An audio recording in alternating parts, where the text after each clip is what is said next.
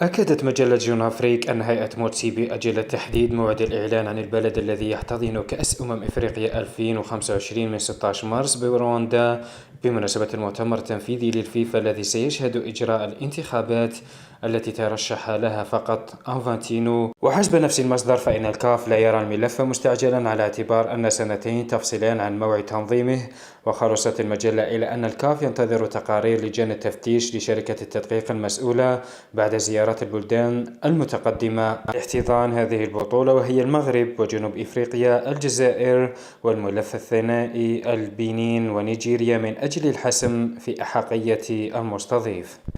وتم تأجيل الإعلان عن البلد المستضيف لهذا الحدث في مناسبتين سابقتين بعدما كان مقررا في 10 من فيفري ليتم التأجيل إلى 15 مارس على هامش مؤتمر فيفا الذي ستستضيفه رواندا قبل أن يتغير الموعد في مناسبة ثالثة.